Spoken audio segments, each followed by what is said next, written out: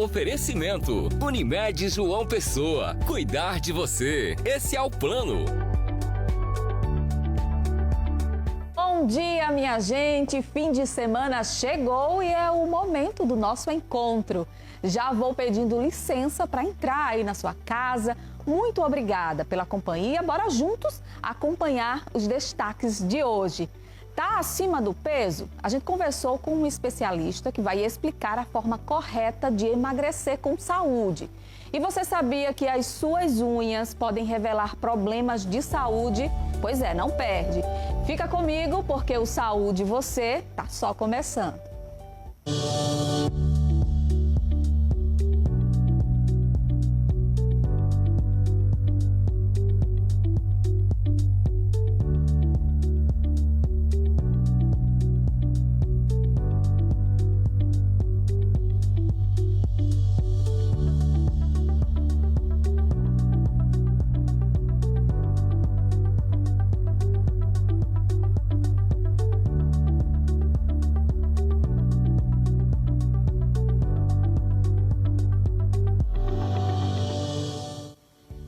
Tô chegando para te fazer companhia neste sábado. Fica comigo até o final porque eu tenho certeza que você vai gostar. O programa tá repleto de muita informação. Bora começar?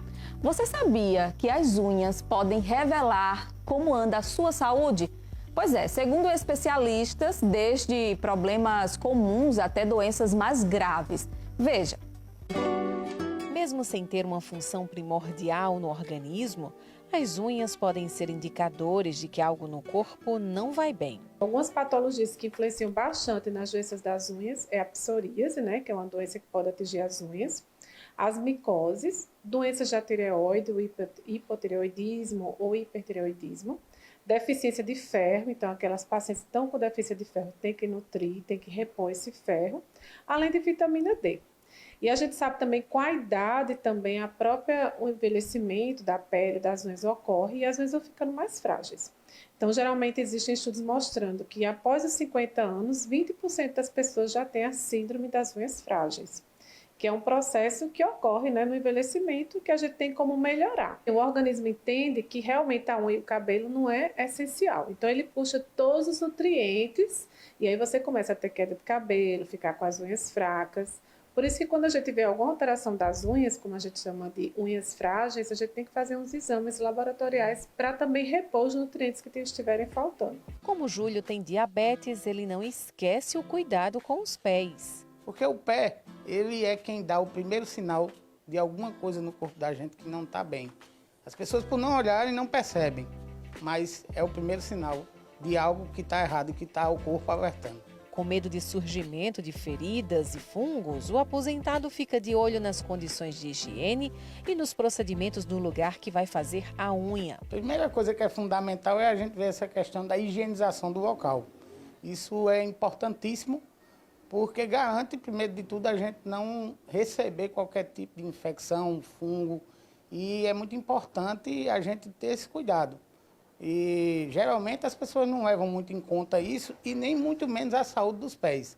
Mas acredito que começa primeiro de tudo com a higiene. Neste salão, o cuidado já começa antes da chegada do cliente. A gente usa muitos EPIs, tem bastante cuidado com questões de alicate esterilizado. Eu mesma me certifico de fazer esse papel para que tudo saia perfeitamente como o protocolo é pedido. E aí, quando chega algum cliente com algum tipo de alergia ou fungo, enfim, qual é o teu procedimento? Eu faço uma ficha de anamnese, eu faço toda uma análise para ver como está a saúde, não só das unhas, mas também das mãos, dos pés, seja qual for o serviço que a cliente chega aqui para fazer. E aí, diante de algumas intercorrências, como fungos, eu passo um protocolo de podologia para o tratamento de fungos e não oriento e não faço um procedimento de esmaltação, não só pela saúde do cliente, mas também para não contaminação dos meus produtos. Para quem pinta a unha é importante dar intervalos entre um esmalte e outro e hidratar o local com frequência. Unha é como cabelo, tem crescimentos de pessoas para pessoas, tem questão de unhas roídas, unhas que têm um crescimento para baixo, outras para cima. Então, a gente faz toda uma análise individualmente de cada cliente e orienta ela o tempo de manutenção, que pode variar entre 15 até 30 dias. Em questão de unhas tradicionais, o protocolo e a orientação é um pouco mais rígida, né? Porque os esmaltes tradicionais, eles têm muito solvente e pode agredir com maior proporção a queratina e a saúde das unhas.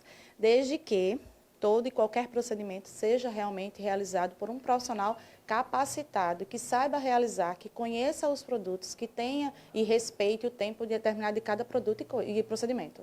E claro que o paciente deve fazer a parte dele. Tomar cuidado, né, com os instrumentos. Tem que ter instrumentos que sejam limpos, que sejam usados em autoclave, para não ter risco de pegar outras infecções. Saber cortar a unha, saber lixar a unha, né, para não ter ferimentos, principalmente nos diabéticos. Então, às vezes a gente tem que saber qual é o profissional e qual é o local que você está fazendo isso.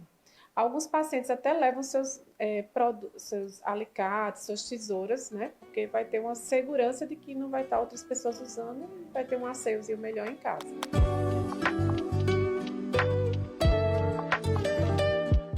Pois é, não basta estar só embelezar as unhas, não, tá pintadinha, não é só isso não, tem que cuidar da saúde das unhas, tá certo? Vamos mudar de assunto. No Brasil, entre janeiro e agosto deste ano, quase 418 mil pacientes foram hospitalizados por causa da pneumonia, totalizando gastos totais de mais de 378 milhões com serviços hospitalares. Como diagnosticar e tratar esta doença? O pneumologista Alexandre Araruna está aqui com a gente para esclarecer as nossas dúvidas. Primeiramente, seja muito bem-vindo. Bom dia para o senhor. Bom dia, Joana. Estamos aqui apostos a você e aos seus telespectadores. Mesmo, doutor, sendo uma doença que acomete tantos brasileiros, eu tenho certeza que muita gente tem dúvidas sobre o que é pneumonia. Então, a gente começa com essa pergunta bem óbvia. Joana, é uma pergunta importante porque a gente está falando sobre uma doença infecciosa que mais mata no país, certo? E, inclusive, o mundo interno, e passa despercebido. E parcela desta mortalidade e desse passar despercebido pela própria pessoa, quer dizer, se surpreender, doutor Alexandre, eu estou com pneumonia, é que passa pelo desconhecimento. Desconhecimento da população, no geral.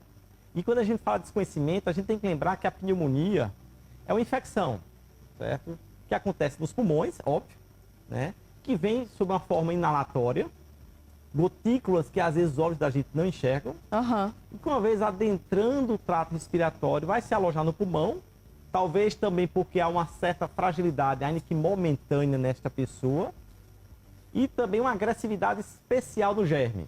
Pelo que o senhor explicou para a gente, os sintomas da pneumonia são muito parecidos com o da gripe, mesmo se tratando de uma bactéria. Muita gente faz essa confusão mesmo. Como a gente faz para identificar de fato a pneumonia? Perfeito, Joana. Como eu falei agora há pouco, eu estava me retratando a efeitos de uma pneumonia, pulmão, né, e predominantemente o trato respiratório inferior por bactérias, logo pneumonia bacteriana. Quando a gente fala em gripe, resfriado e Covid, via de regra, claro, a gente vai falar de trato respiratório superior. É o nariz, é uma garganta que entope, que coriza, é uma febre, mal-estar. Claro que entre a gripe e o resfriado, a gripe é mais agressiva, a gripe derruba, inclusive a gripe mata. Daí existem as vacinas para a gripe. O resfriado é mais inocente, digamos assim. E o Covid, dependendo da história dele, pode ser para um lado ou para o outro em termos de agressividade. Então, quando a gente fala de tosse que pode dar pela coriza, uma secreção que dá pela coriza, a gente tem que focar primeiramente nariz, no geral. E pneumonia não. Pneumonia já começa, na maioria das vezes, para aqui para baixo.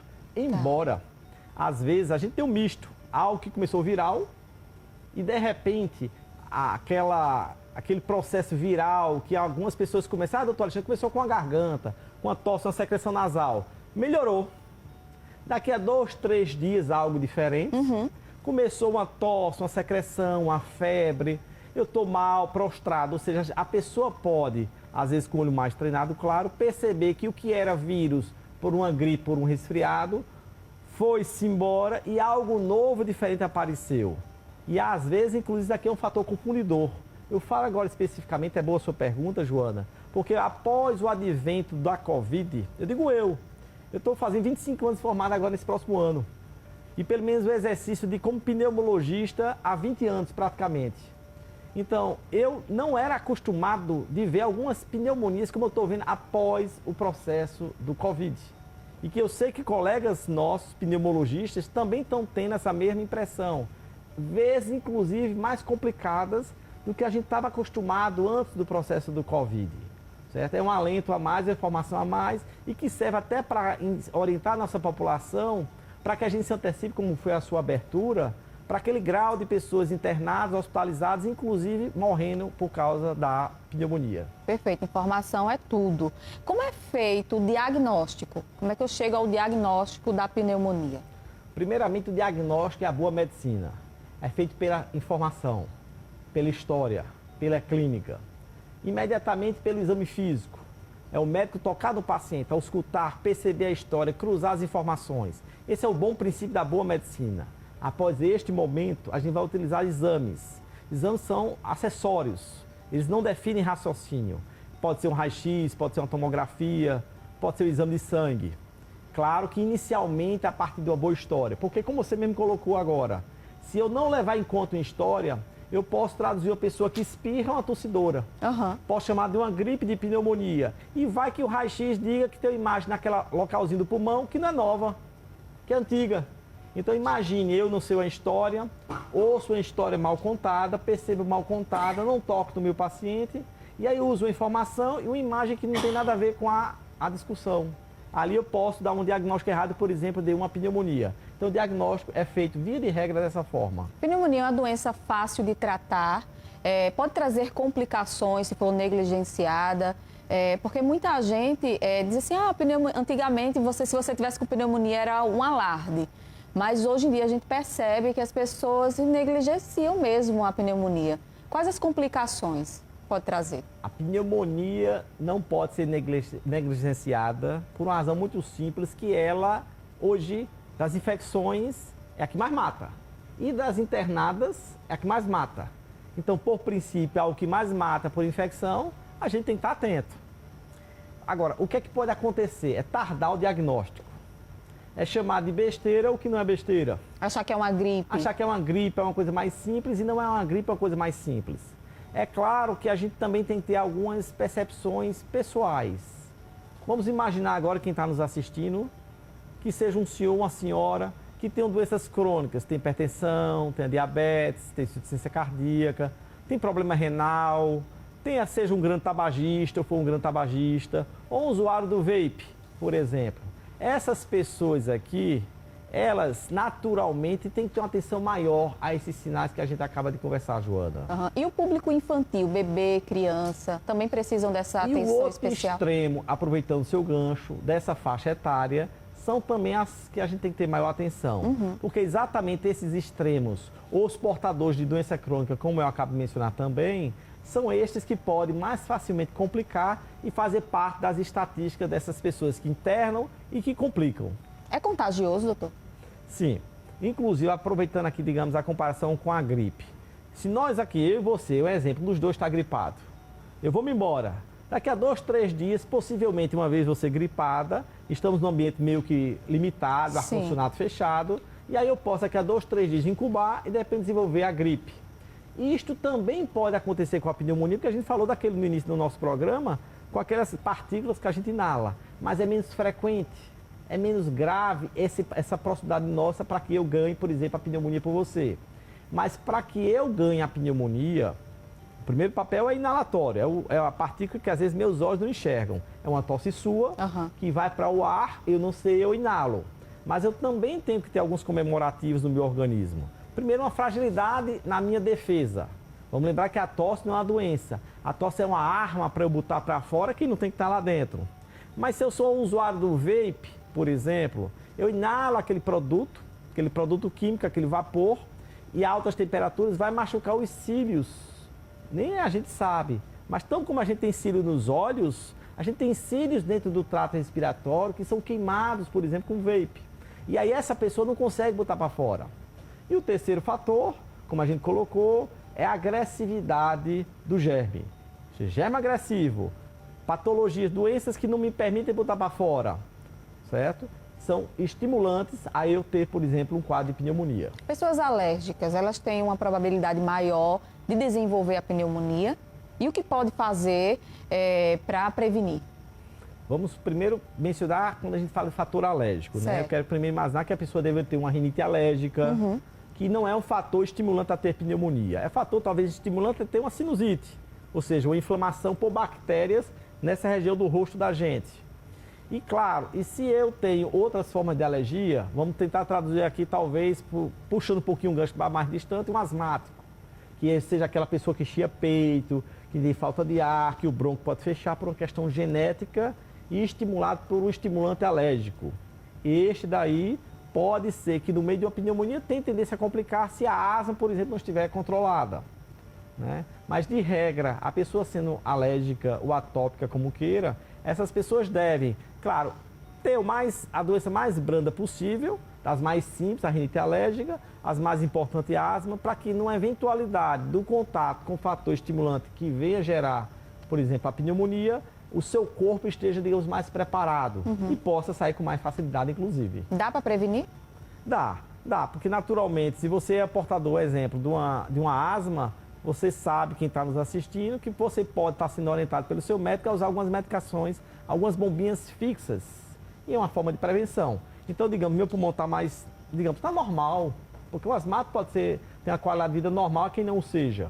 E este exemplo torna o normal, e se ele vai ter uma pneumonia, talvez igual a mim, que não tem nenhuma doença. E a chance de complicar fica igual a quem, por exemplo, não tem nenhuma doença, não usa vape, não tem outros problemas maiores e pode sair de bem nessa pneumonia também. Perfeito. Agora, doutor Alexandre, para quem o tratamento para a pneumonia é extenso, como é que funciona?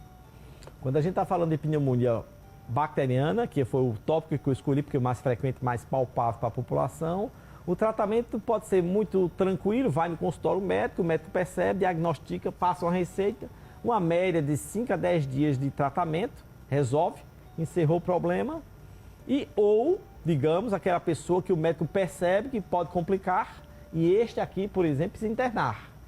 Uma vez internado, eu estou falando no apartamento na enfermaria, né, os dias de tratamento também vão ser muito de acordo com a clínica, ou seja, cada um tem uma forma artesanal de ser visto, não é forma de bolo, não é fábrica, mas uma média geral de 5 a 10 dias de tratamento, uma grande média, e aí com certeza vai sair boa, curada e zerada para um próximo jogo. Perfeito. Eu quero agradecer, doutor Alexandre, a sua participação aqui no nosso programa, pelas orientações, pelas dicas. Muito obrigada, até a próxima. Um prazer poder ajudar, Joana. É isso aí, minha gente. Agora a gente faz um breve intervalo comercial, mas é rápido, viu? Não sai daí, não. Saúde e você. Oferecimento Unimed.